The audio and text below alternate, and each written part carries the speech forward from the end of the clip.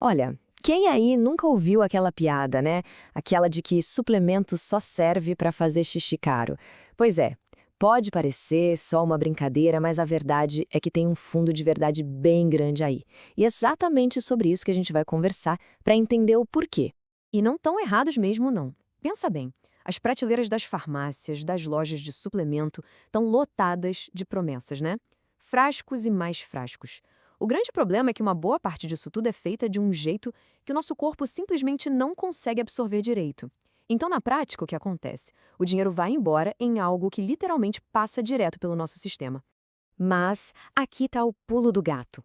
O problema quase nunca é o nutriente, não é a vitamina, não é o mineral, é a forma como ele chega para a gente. Muitas empresas, para baratear, usam uma matéria-prima, uma forma química que o nosso corpo, olha, ele simplesmente não reconhece. E para a gente entender isso de vez, tem uma palavrinha-chave que a gente precisa conhecer. Ok, então vamos direto ao ponto. A palavra que vai separar um suplemento que funciona de um que é só desperdício de dinheiro é essa aqui, biodisponibilidade. Guarda bem esse nome porque é a chave de tudo. E o conceito, na verdade, é bem simples. Pensa assim: biodisponibilidade é a porcentagem daquela substância que o corpo realmente consegue absorver e usar. Ou seja, é o que de fato entra na nossa corrente sanguínea e fica lá, disponível para as células trabalharem. Então, se a gente toma uma cápsula de 100 miligramas de algo, mas a biodisponibilidade é de só 10%, o corpo só vai usar 10 miligramas. E os outros 90? Bom, aí sim eles viram o tal do xixi caro. Para ficar bem fácil de visualizar, pensa numa chave e numa fechadura. As nossas células são cheias de fechaduras, que a gente chama de receptores. O nutriente, para funcionar, precisa ser a chave com o formato exato para encaixar ali. Se a forma química do suplemento for a errada, pode tomar um pote inteiro, não adianta. A chave não vira, a porta não abre. Beleza, já entendemos a teoria. Agora vamos ver como isso funciona na prática. E para começar, nada melhor do que pegar um dos suplementos mais famosos e estudados que existem, né? A creatina. Então, a forma que todo mundo conhece, a mais comum, é a creatina monoidratada. Quem já tomou sabe como é. Você mexe, mexe, mexe e sempre fica aquela areinha no fundo do copo, né? Isso já é um sinal claro de que a solubilidade é baixa. E se não dissolve bem na água, também não vai ser bem absorvido lá no intestino.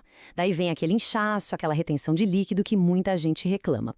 Agora, a creatina HCl, essa já é outra história. E a diferença, olha, é gritante. A gente está falando de uma solubilidade 41 vezes maior. 41. Isso significa que ela se dissolve por completo.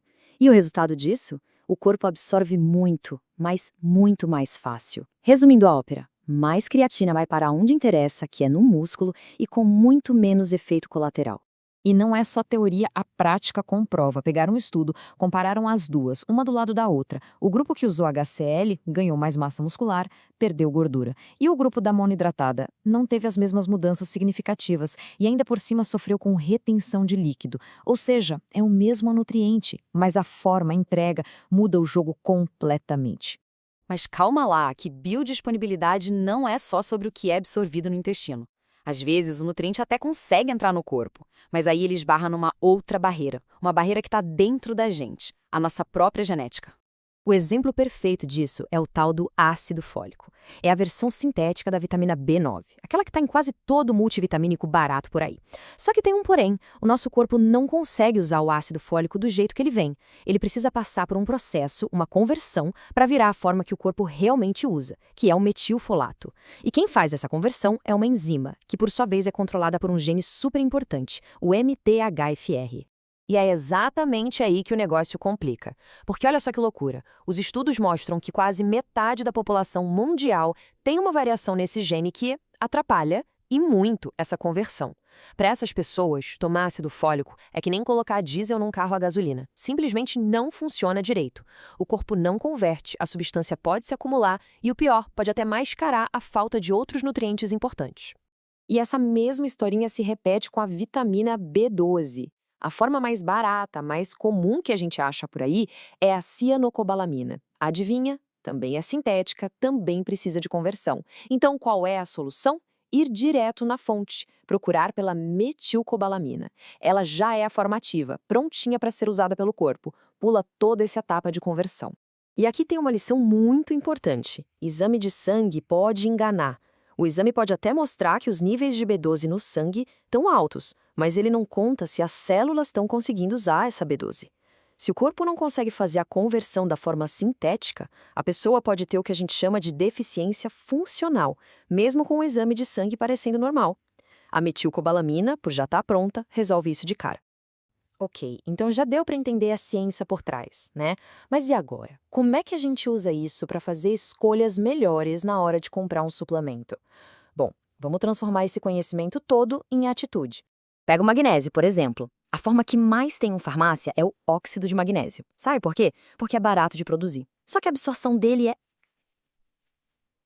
ridícula, coisa de 4%, só isso. E os outros 96% ficam passeando pelo intestino e causam aquele efeito que ninguém quer, o efeito laxante.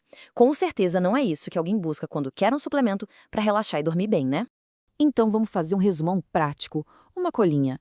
Falou em creatina? Procure pela HCl, não pela monoidratada. Vitamina B9, fuja do ácido fólico e procure por metilfolato.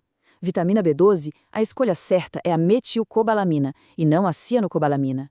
E para fechar, magnésio, glicinato ou bisglicinato são infinitamente melhores. São só umas palavrinhas diferentes no rótulo, mas que fazem uma diferença absurda no resultado final. Aí fica aquela pergunta no ar, né? Se essas formas são tão ruins, por que são as mais vendidas? A resposta, infelizmente, é bem simples: grana. Custo. Formas como óxido de magnésio são muito mais baratas para a indústria produzir e duram mais tempo na prateleira. É uma decisão que pensa na logística, no lucro da empresa, mas não na saúde de quem está comprando. No fim das contas, é isso. Entender o que é biodisponibilidade devolve o poder de escolha para a gente. É o conhecimento que faz a gente parar de rasgar dinheiro e começar a investir de verdade na saúde, dando para o nosso corpo exatamente o que ele precisa e do jeito que ele consegue usar. Então fica o desafio. Da próxima vez que for olhar um suplemento, vire o frasco, leia o rótulo e se pergunte: isso aqui foi pensado para funcionar num corpo humano ou só para ficar bonito na prateleira?